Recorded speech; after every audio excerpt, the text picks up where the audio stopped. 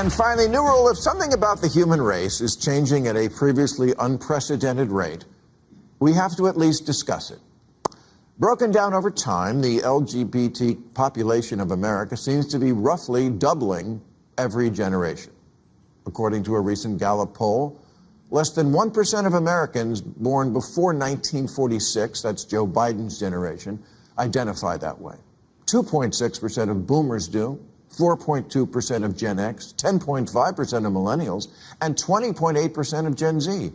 Which means if we follow this trajectory, we will all be gay in 2054.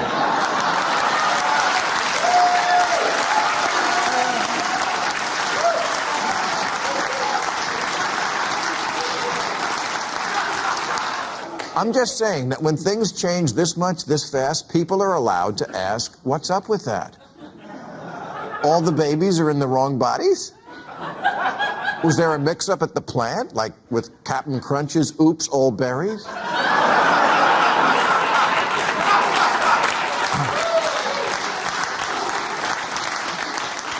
It wasn't that long ago when adults asked a kid, what do you want to be when you grow up? They meant, what profession? I'm happy for LGBT folks that we now live in an age where they can live their authentic lives openly. And we should always be mindful of respecting and protecting. But someone needs to say it. Not everything's about you.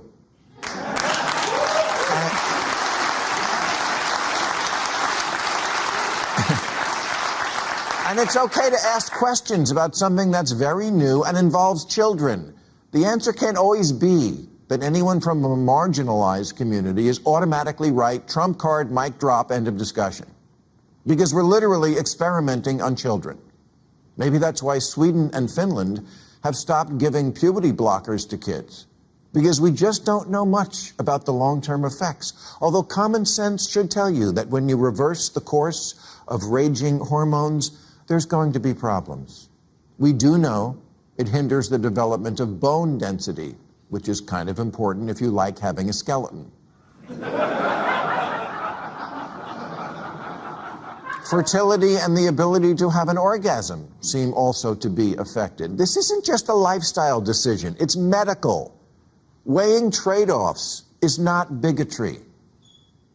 Yet when a book questioning the sudden uptick in transitioning children was released, a trans lawyer with the ACLU named Chase Strangio tweeted, "Stopping the circulation of this book and these ideas is 100% a hill I will die on." How very civil liberties of him. Remember, the prime directive of every teen is anything to shock and challenge the squares who brought you up. It's why nobody gets a nose ring at 56.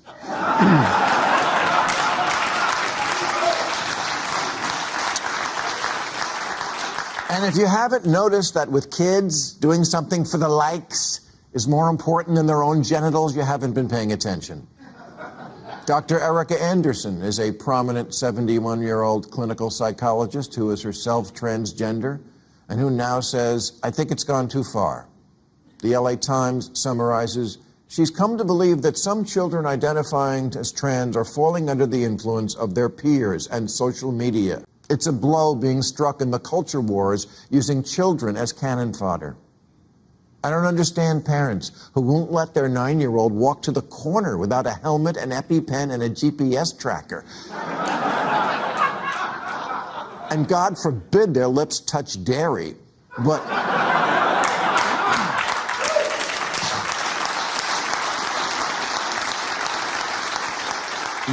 hormone blockers and genital surgery, fine.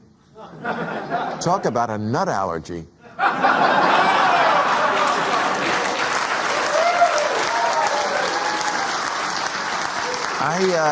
I guess penises are gross now, but one might come in handy later on. And if you're a man who wants to experience life without a pair of balls, you do not have to get surgery. You can get married. I kid. Oh, we joke. And never forget, children are impressionable and very, very stupid. Kids don't know why mom drinks every day or Why Dad has 2 cell phones.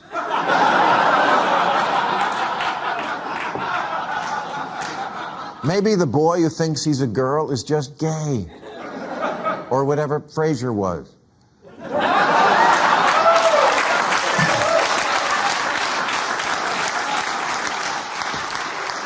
Maybe the girl who hates girly stuff just needs to learn that being female doesn't mean you have to act like a Kardashian.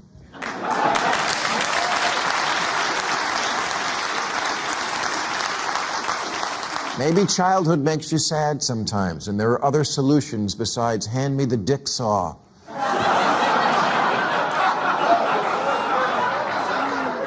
And look, I'm sure the vast majority of parents do not take this lightly, and that it's very hard to know when something is real or just a phase. And I understand being trans is different, it's innate. But kids do also have phases. They're kids, it's all phases. The dinosaur phase, the Hello Kitty phase. One day they want to be an astronaut, the next day you can't get them to leave their room. Gender fluid, kids are fluid about everything. If kids knew what they wanted to be at age 8, the world would be filled with cowboys and princesses.